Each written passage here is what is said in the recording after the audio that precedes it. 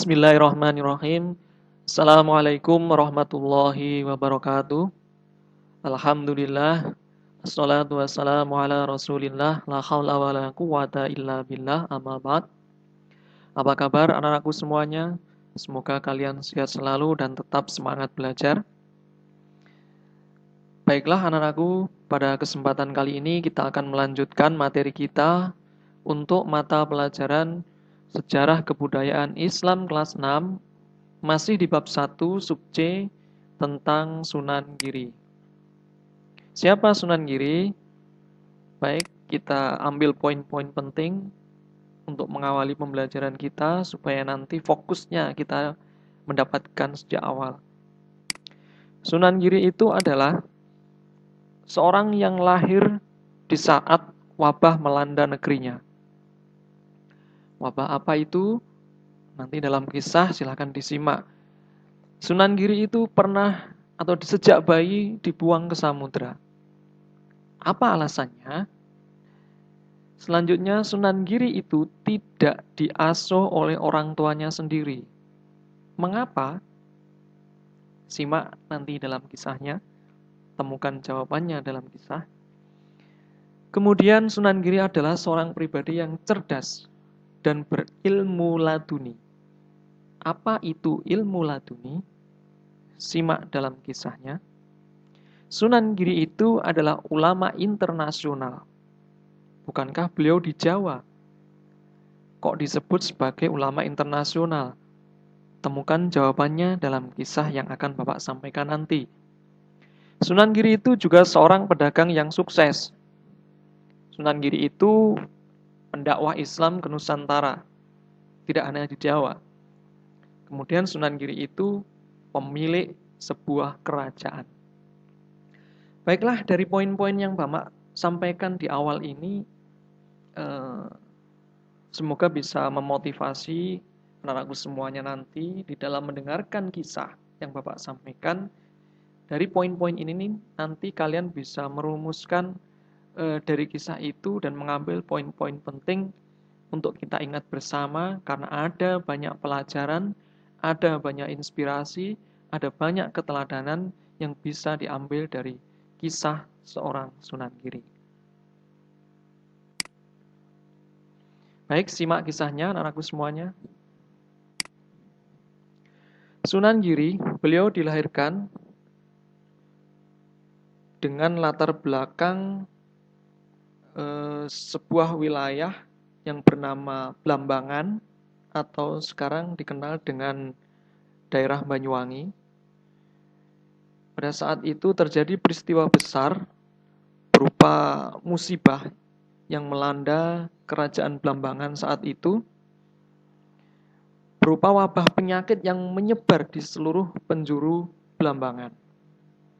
Wabah penyakit ini orang Jawa biasa menyebutnya dengan istilah pagebluk. Jadi pagebluk ini adalah datangnya sebuah penyakit yang menyerang seluruh penduduk dengan cepat dalam waktu yang lama dan sangat berbahaya karena bisa menimbulkan kematian. Bahkan kematian yang mendadak, tidak bisa diduga-duga. Di tengah wabah yang melanda inilah, wabah ini ternyata tidak pilih kasih. Wabah ini juga menyerang putri Raja Blambangan saat itu yang bernama Dewi Sekardadu. Baik, satu poin penting perlu kita ingat bersama, putri Raja Blambangan bernama Dewi Sekardadu. Akibatnya sang putri menderita sakit parah, bahkan tidak bisa bergerak, dia hanya bisa tidur di tempat tidurnya saja. Kemudian hal seperti ini menyebabkan Raja Blambangan yang bernama Raja Menak Sembuyu ini menjadi panik. Di tengah kepanikannya inilah beliau kemudian membuat sayembara besar yang berisi siapapun yang berhasil menyembuhkan putrinya, Dewi Sekardadu, jika laki-laki akan diambil sebagai menantu dan menjadi pewaris tahta kerajaan Blambangan. Dan jika yang bisa menyembuhkan adalah seorang perempuan, maka akan dijadikan saudara putri raja yang bernama Dewi Sekardadu dan mendapatkan separuh kekayaan dari kerajaan Blambangan menjadi miliknya. Dengan adanya sayembara itu, maka otomatis banyak orang berlomba untuk mengobati Tuan Putri Dewi Sekardadu. Namun ternyata hasilnya semuanya nihil. Sampai suatu ketika datanglah seorang pertapa yang mengabarkan bahwa ada seorang yang berilmu tinggi yang berada di Samudra Pasai yang bisa mengobati dan mengusir wabah penyakit tersebut dari bumi Blambangan. Orang berilmu tinggi tersebut tidak lain adalah Maulana Ishaq. Mendengar informasi tersebut, raja sudah tidak sabar lagi, kemudian mengutus patihnya yang bernama Patih Bajul Sengara untuk menuju Samudra Pasai. Dengan tujuan meminta pertolongan kepada Maulana Ishaq supaya bisa mengusir wabah penyakit itu dari bumi Blambangan, sekaligus menyembuhkan putrinya yang bernama Dewi Sekardadu. Kemudian, setelah mendengar permohonan raja melalui Patih Bajul Sengara itu, akhirnya Maulana Ishaq menyanggupi permintaan Raja Blambangan tersebut dengan satu syarat, bahwa tujuan utama Maulana Ishaq ke Blambangan adalah membantu mengusir wabah dan minta izin untuk mendakwahkan agama Islam di Blambangan. Kemudian terjadilah kesepakatan itu dan berangkatlah rombongan Maulana Ishaq beserta rombongan Patih Bajul Sengara menuju ke Blambangan. Dan setibanya di Blambangan, Maulana Ishaq memulai pengobatannya dan berikhtiar mengusir wabah penyakit dengan memohon pertolongan kepada Allah Subhanahu wa taala. Dalam waktu singkat, usaha Maulana Ishaq diijabahi oleh Allah Subhanahu wa taala. Dan wabah pun berhasil dilenyapkan dari bumi kerajaan Blambangan. Betapa gembiranya Raja Menak Sembuyu. Dan sebagai ucapan terima kasih, sang raja mengizinkan Maulana Ishaq mendakwahkan agama Islam di Blambangan. Kemudian menikahkan Maulana Ishaq dengan putrinya Dewi Sekardadu. Singkat cerita, dakwah Maulana Ishaq di Blambangan ini cukup berhasil. Agama Islam berkembang dengan pesat, dan hal inilah yang disebabkan oleh Maulana Ishaq dalam memperkenalkan ajaran agama Islam itu lebih menekankan kepada perilaku akhlak mulia dan keluasan serta ketinggian ilmunya. Hal tersebut membuat rakyat Blambangan kagum dan sangat menghormati beliau. Begitu besarnya pengaruh Maulana Ishaq di kerajaan Blambangan, ternyata membuat Patih Bajul Sengara merasa tidak nyaman dan merasa tersaingi pengaruhnya. Ternyata sang patih berambisi untuk menguasai kerajaan Blambangan, dan ambisinya itu cukup besar. Akhirnya sang patih memulai rencananya dengan mempengaruhi Raja Blambangan, yaitu Raja Menak Sembuyu, beserta rakyat Blambangan dengan cara menyebar fitnah. Dewi Sekardadu yang ketika itu sedang mengandung, dikabarkan oleh Patih Bajul Sengara bahwa anak yang dikandung sang Dewi akan membawa malapetaka, yaitu kembalinya Pagebluk di Blambangan. Hal tersebut adalah hasil dari pembicaraan dengan pertapa sakti katanya, yang sebenarnya itu dibuat-buat alias bohong, supaya fitnah ini manjur, dipercaya, dan ini sebagai akibat dari Maulana Ishaq ternyata hanya menunda wabah itu, tidak mengusir. Nanti ketika anaknya lahir, anak itu akan membawa wabah itu kembali ke Blambangan. Dan memfitnah Maulana Ishaq karena sangat berambisi ingin menjadi raja di Blambangan. Inilah fitnah dari Patih Bajul Sengara yang berambisi untuk menguasai kerajaan Blambangan. Begitu gigihnya sang patih mempengaruhi Raja Menak Sembunyu, akhirnya berhasil juga. Karena sang raja sangat menaruh kepercayaan yang besar kepada sang patih.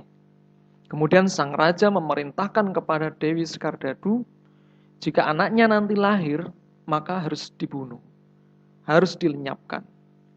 Dan Maulana Ishak yang ketika itu sedang berkeliling, saat itu sedang berkeliling untuk berdakwah, ternyata mengalami serangan bertubi-tubi dari pembunuh bayaran yang disewa oleh Patih Bajul Sengara. Sehingga selalu dimanapun ia berada, Maulana Ishak merasa terganggu dan berada dalam bahaya terus-menerus. Melihat situasi Blambangan yang terus menekan dirinya ini, akhirnya Maulana Ishak bermaksud mengajak sang istri Dewi Skardadu untuk ikut ke Samudra Pasai.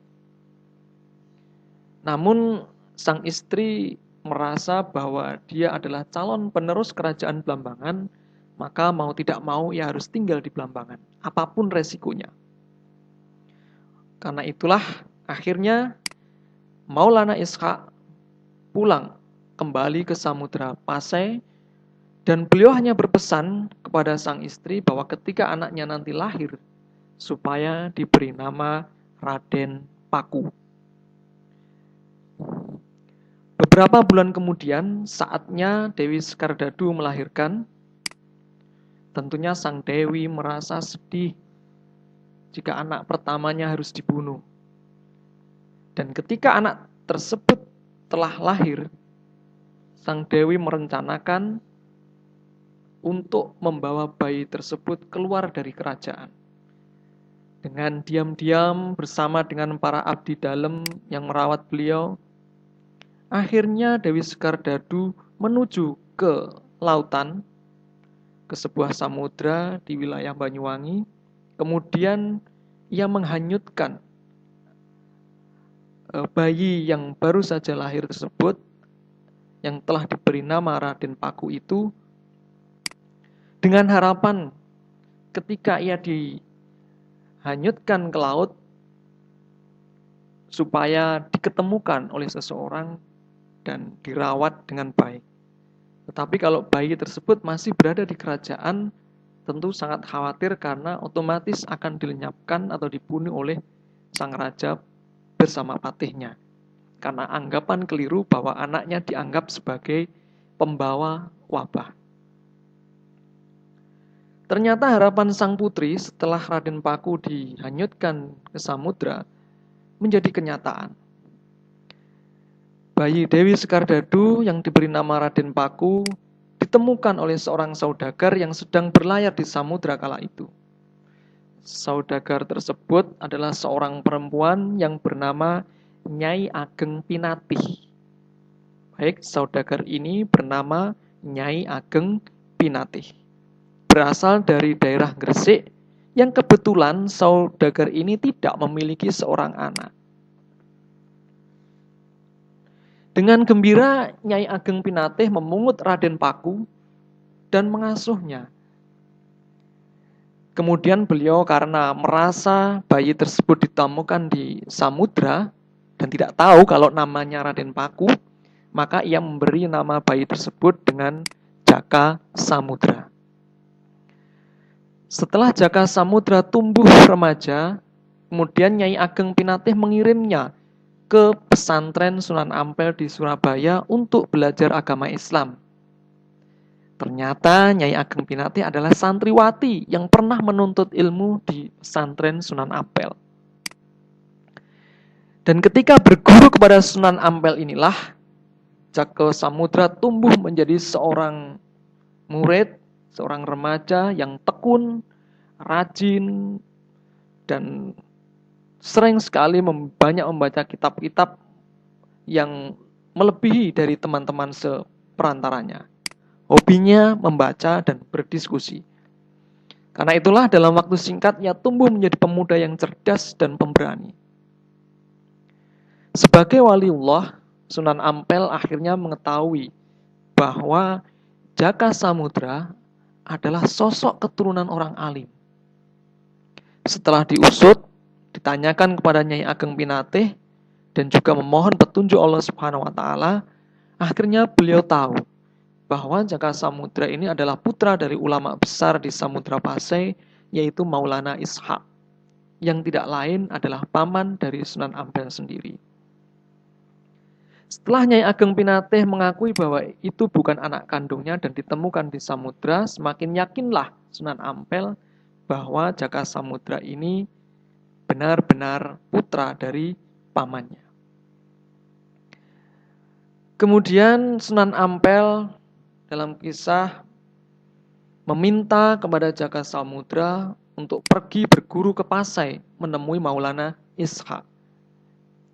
Ia ditemani oleh putra Sunan Ampel sendiri yang bernama Raden Makdum Ibrahim, atau lebih dikenal nanti ketika menjadi anggota Wali Songo sebagai Sunan Bonang. Dan setibanya di Pasai, bertemulah Jaka Samudra dengan ayahandanya Maulana Ishaq. Betapa gembiranya Jaka Samudra setelah masa kecilnya yang penuh lika-liku dibuang ke samudra, ditemukan oleh seseorang, diasuh oleh orang tua yang bukan orang tuanya sendiri, kini dia bisa bertemu dengan ayahandanya.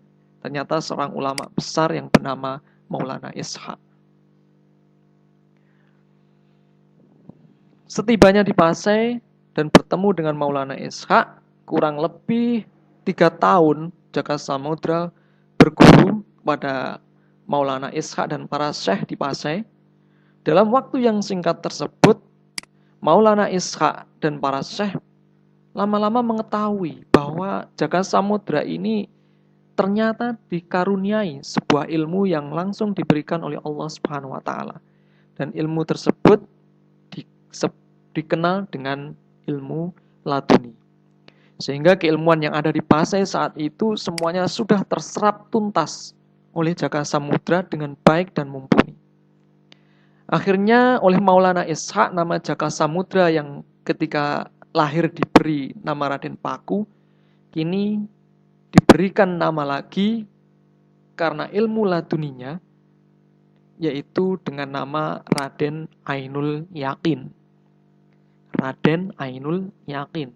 Ketika lahir oleh ayahandanya Maulana Ishaq, ibunya diminta memberi nama Raden Paku, ditemukan oleh Nyai Ageng Pinatih di samudra, diberi nama Jaka Samudra, kemudian menuntut ilmu di Pasai dan diketahui memiliki ilmu laduni, namanya ditambah lagi dengan Raden Ainul Yakin.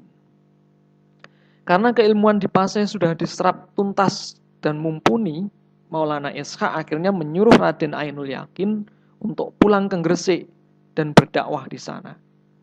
Maulana Ishaq memberikan bungkusan berisi tanah supaya Raden Ainul Yakin nanti mendirikan pesantren dan masjid di tempat yang tanahnya cocok dengan tanah pemberian Maulana Ishaq. Kemudian pulanglah Raden Ainul Yakin ke Gresik dan Raden Makdum Ibrahim ke Surabaya. Dan sesampainya di Gresik, sambil mencari lokasi tanah yang sesuai dengan pemberian Maulana Ishaq, Raden Ainul Yakin menyempatkan untuk berdakwah berkeliling Nusantara. Karena beliau juga ingin membantu ibu angkatnya atau ibu asuhnya Nyai Ageng Pinatih yang sudah semakin tua, maka beliau sambil berdagang itu juga ingin berdakwah berkeliling Nusantara. Sehingga kala itu mulai banyaklah daerah luar Jawa, diantaranya ada Madura, ada Lombok, ada Ternate, Tidore, dan Kalimantan, berdiri pesantren-pesantren yang didirikan oleh Raden Ainul Yakin.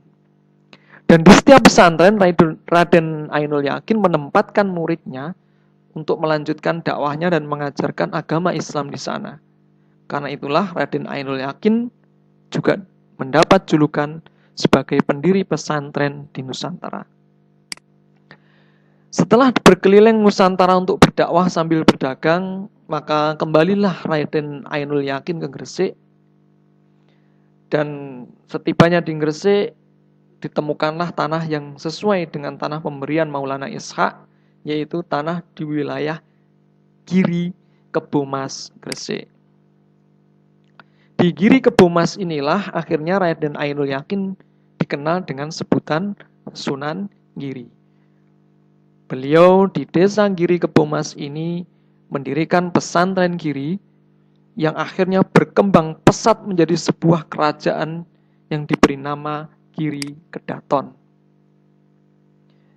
Dan ketika memimpin kerajaan Giri inilah, Raden Patah dari Kesultanan Islam Demak menganugerahkan gelar sebutan yaitu Prabu Satmata. Meskipun Sunan Giri sebagai raja, namun tugas beliau sebagai ulama tetap dijalankan dengan baik. Kecerdasan dan keluasan ilmu beliau memancar sampai dengan mancanegara. Sehingga orang yang belajar kepada beliau ada yang berasal dari berbagai benua, mulai dari Eropa, Asia, dari wilayah Gujarat, India, dan dari Timur Tengah. Hal tersebutlah yang menempatkan beliau sebagai ulama dunia. Nah, di awal tadi kita sudah menyebut bahwa Sunan Giri adalah ulama internasional karena memang keluasan ilmunya dan juga santrinya ini menyebar dari wilayah-wilayah yang ada di luar negara Indonesia, di luar Jawa, tingkatannya sampai dengan beberapa wilayah dari berbagai benua di dunia ini. Itulah kisah tentang Sunan Giri. Dari kisah tersebut kita akan mengambil poin-poin pentingnya dalam sebuah ringkasan sederhana. Kita lanjutkan. Oke. Dari kisah tadi kita menemukan bahwa Sunan Giri lahirnya di daerah Blambangan, sekarang disebut dengan nama daerahnya Banyuwangi. Pada tahun 1442, ada referensi lain yang menyebut 1443 Masehi, sama saja, nggak apa-apa. Namun sebagian besar menyebutkan 1442 Masehi. Beliau adalah putra dari Maulana Ishaq. Maulana Ishaq ini adalah adik dari Maulana Malik Ibrahim. Berarti beliau adalah cucu dari Syekh Jumadil Kubro. Ibunya bernama Dewi Sekardadu.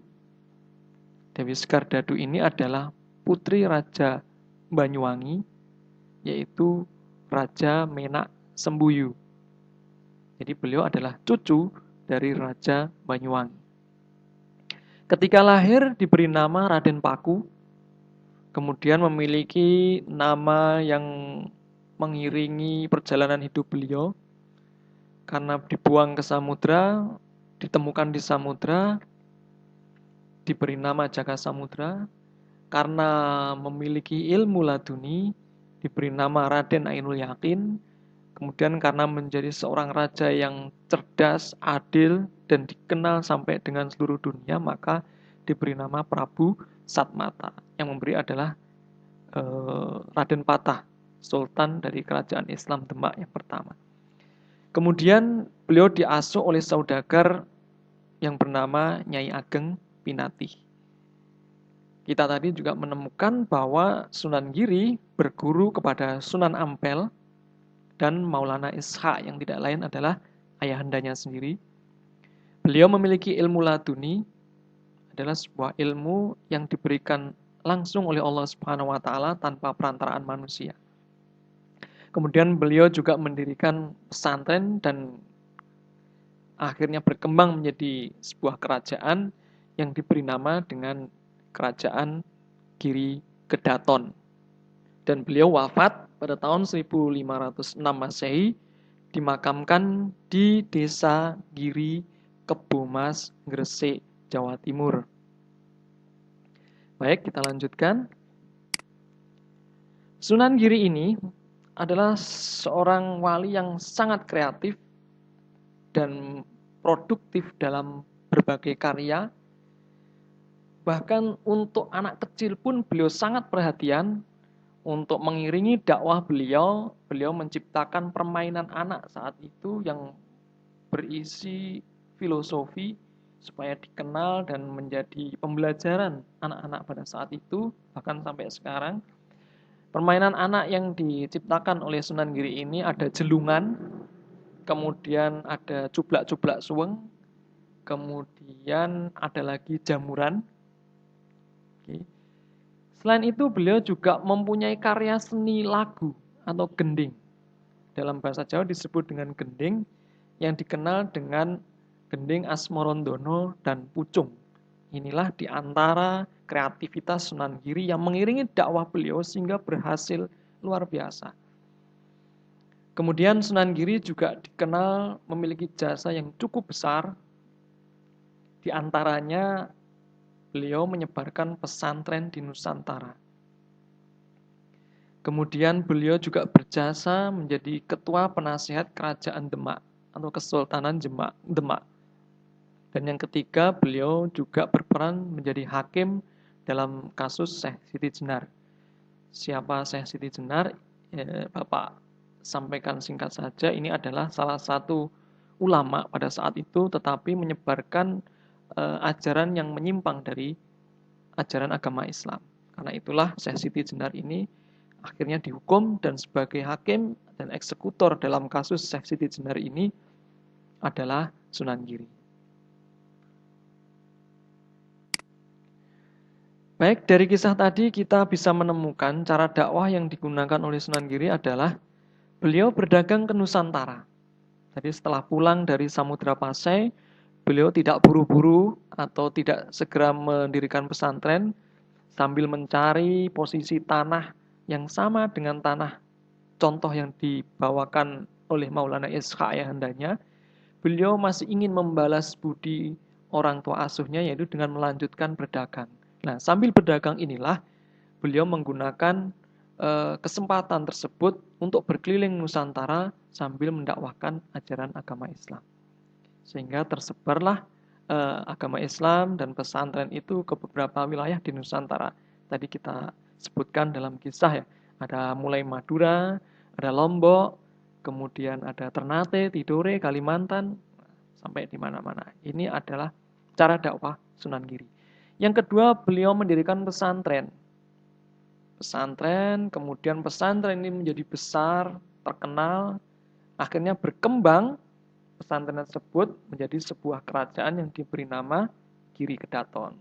Nah, pesantren inilah kemudian cara dakwahnya lebih diperkuat lagi dengan mendirikan pusat pemerintahan yang berawal dari pesantren kemudian berkembang menjadi sebuah kerajaan, yaitu kerajaan Giri Kedaton.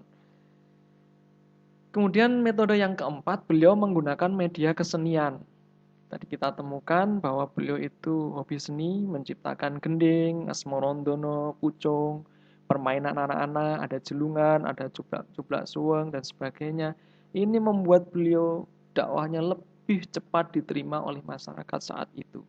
Dan membuat beliau sangat akrab dengan rakyat. Akhlak mulia, kesantunan dalam bersikap, inilah yang membuat Sunan Giri dikagumi dan disegani. Termasuk keluasan ilmu beliau, hobi membacanya luar biasa. Membaca, belajar membaca terus seperti itu, sehingga Sunan Giri ini menjadi orang yang intelek, yang sangat jenius. Terutama dalam hal beberapa keilmuan yang pada saat itu sangat dibutuhkan oleh masyarakat. Baiklah anak-anakku semuanya, keteladanan yang bisa kita ambil dari seorang Sunan Giri adalah yang pertama, beliau tidak pernah putus asa dan rendah hati. Kita tahu masa kecil Sunan Giri tentu berbeda dengan masa kecil kalian. Sunan Giri lahir, sudah dibuang ke laut, tidak diasuh oleh orang tuanya sendiri, membuat beliau tidak putus asa. Tetap semangat. Beliau juga seorang yang rendah hati, meskipun beliau adalah anak asuh dari seorang saudagar yang mungkin cukup kaya, tapi beliau tetap rendah hati. Kemudian sifat yang kedua, keteladanan yang kedua adalah beliau itu rajin menuntut ilmu dan taat pada guru. Selama menimba ilmu kepada Sunan Ampel, kemudian kepada ayahandanya dan beberapa syekh di Samudra Pasai, beliau sangat rajin.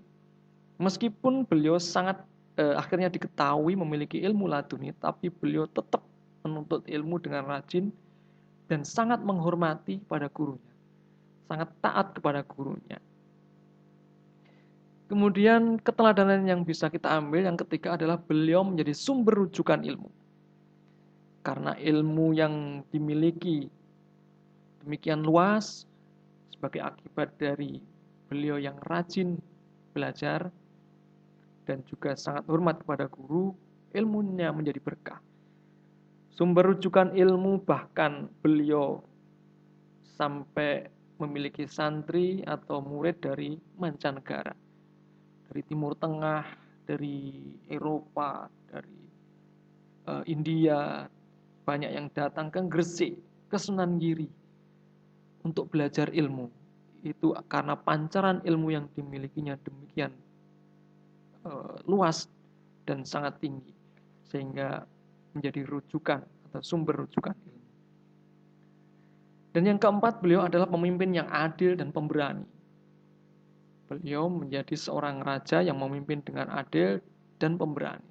Meskipun kerajaan yang tidak begitu besar, tapi kekuatan, keberanian, dan keadilan yang ada dalam kerajaan itu membuat orang semuanya merasa nyaman, damai, bahkan dikenal sampai ke mancanegara.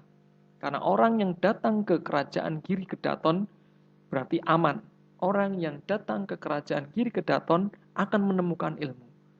Orang yang datang ke kerajaan Giri Kedaton akan merasa tercukupi pelayanannya, keramahannya, kesantunannya, dan kenyamanannya. Dan yang kelima adalah keteladanan dari beliau pandai bergaul.